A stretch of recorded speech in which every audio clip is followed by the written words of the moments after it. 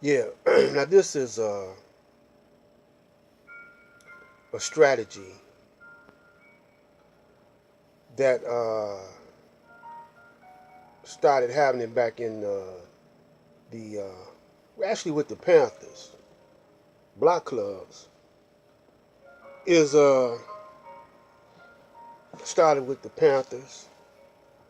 You know, policing your own community, uh, schooling your own children. You know, feeding the breakfast program and all like that, making sure your children uh, have nourishment and self-defense and all like that. Panthers, but in after the Panthers implemented that, the government started implementing school programs, whatnot.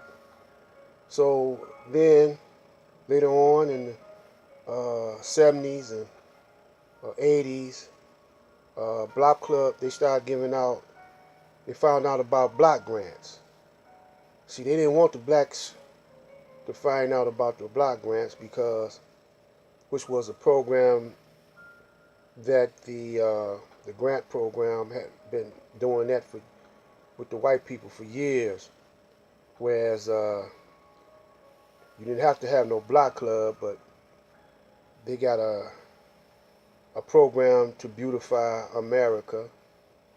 And if you need to paint on your house or whatever, and the weatherization program, all that the white man been doing for a long time. And so when the blacks started populating Detroit, when it was 80% Detroit, uh, Mayor Coleman Young reintroduced the block grants and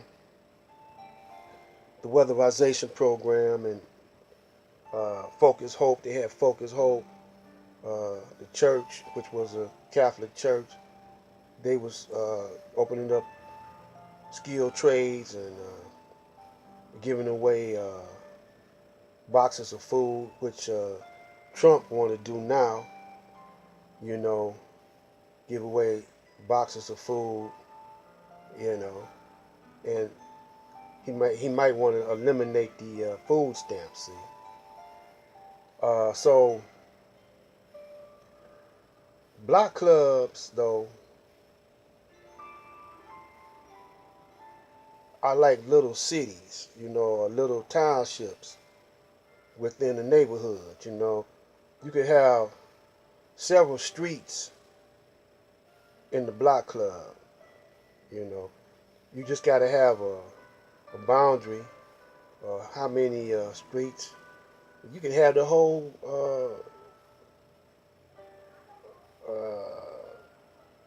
city made up of block clubs, and I wouldn't worry about politics then. You know, and you don't have to have uh, a big police force. You don't have to have uh, just like here in Detroit, for example.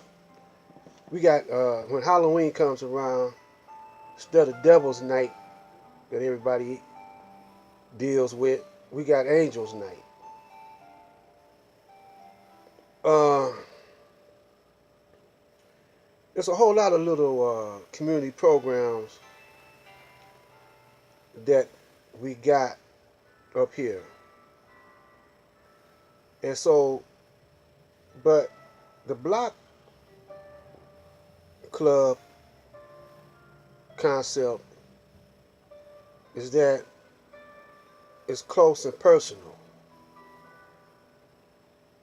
You know, it's up close and it's personal. Uh, you could have radio patrols uh, watching your house, you know, day and night. It's a volunteer thing.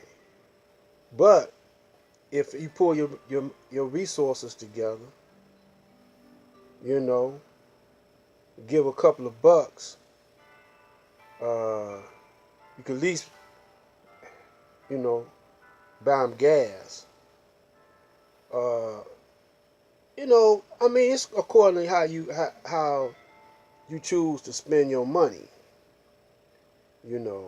That's all that is. It's just how you spend your money. You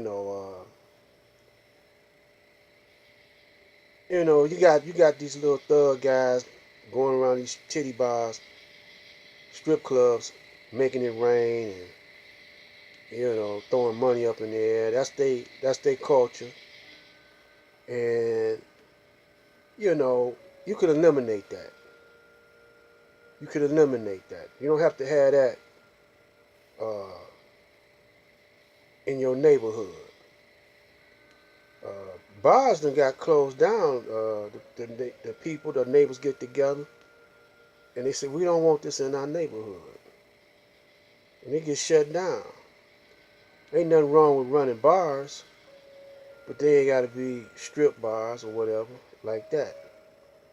The neighbors don't have to tolerate it, and you can get them zoned out.